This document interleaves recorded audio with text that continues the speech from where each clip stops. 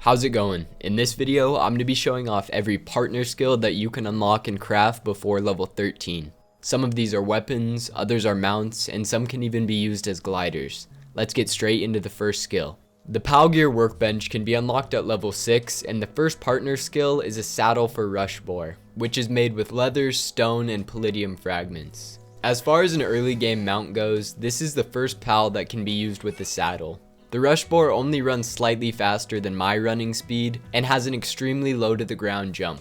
Every pal can have slightly different attacks. While you're riding any pal, you're able to control their attacks. For instance, this Rushoar has a charge attack, plus a sandblast, as well as a power shot. Rushoar is number 20 in the pal deck and has level 1 mining. They can be found at any of these highlighted areas on the map. The next partner skill is Foxpark's harness, which is made with leather, flame organ, and palladium fragments. This is easily the best early game pal skill. You're able to pick up Foxparks and use them like a flamethrower.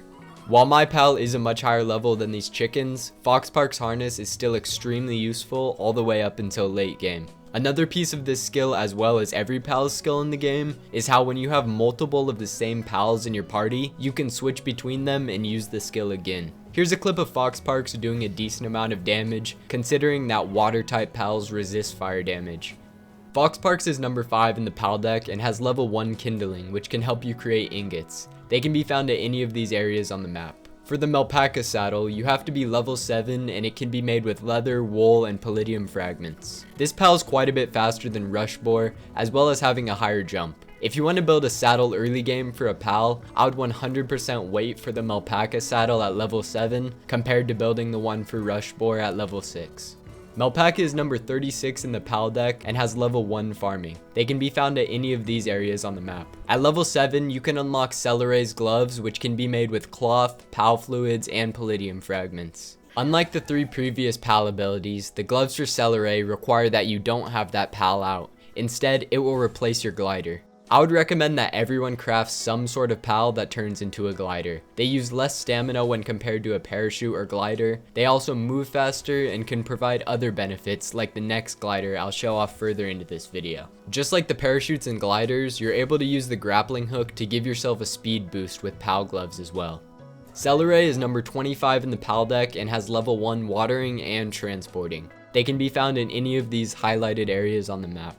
The first skill for level 8 is Jolthog's gloves, which can be made with cloth, electric organs, and palladium fragments. The specific name for this skill is Jolt Bomb, which is a fitting name when you see how much damage this hedgehog can do. At level 12, this Jolthog did over 2,000 damage to a level 1 pal. While I was waiting for the cooldown to finish, I gave Jolthog some pets to get them ready for the next fight. I found a higher level Dinosum and threw the Jolthog at it. It only did 230 damage this time. However, the Dinosum was 3 levels higher than my pal, so I think the damage dropped off slightly because of that. Jolthog is number 12 in the pal deck and has level 1 electricity. They can be found at any of these highlighted areas on the map. Daedream's necklace is also unlocked at level 8 and can be crafted with leather, fiber, and palladium fragments. The necklace is a new type of pal skill because it allows you to always have the pal following you. Since I have 3 Daedreams in my party, they'll fight for me without me having to take a pal out. They absolutely shredded that chicken, so I decided to bring them over to a deer and see how well they would do there. I kept dodging until they finished the job. I only had 3, but you can have a max of 5 out at once. Direhowl Saddle can be unlocked at level 9 and can be crafted with leather, wood, fiber, and palladium fragments. When compared to the Rushoar and Melpaca Saddle, this is better in every way. The Direhowl is much faster than both of those pals while also having the same jump height as the Melpaca. I would recommend that this is the first saddle you make. Direhowl is number 26 in the pal deck and has level 1 gathering. They can be found in any of these highlighted areas on the map.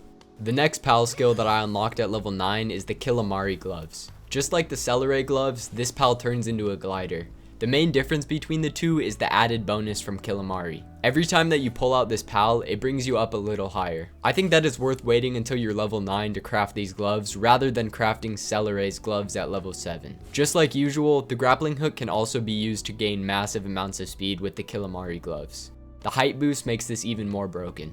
Killamari is number 23 in the PAL deck and has level 1 gathering and level 2 transporting. The reason it says that there's no map data available is because I believe these pals can only spawn in dungeons, or at least that's where I got mine. The only partner skill that unlocks at level 10 is a saddle for Surfent, which is made with leather, PAL fluids, and palladium fragments. When Surfent is used on land, it's extremely slow, however, still not as slow as Rushoar. I brought Surfent down to the ocean to show what it's really meant for. While this pal is very slow and not the best water Pokemon by any means, if you're trying to cross the ocean at level 10, this is your best bet for making it to the other islands. It won't drain any stamina, and slowly but surely you'll make it there. Surfent is number 65 in the PAL deck and has level 2 watering. This pal can be found on the highlighted parts of the map. I was able to find mine after incubating a damp egg. At level 11, Lifmunk's submachine gun is unlocked and can be crafted with these materials. Similar to Foxpark's harness, you have to throw out Lifmunk and then you're able to pick it up and use the submachine gun that it's holding.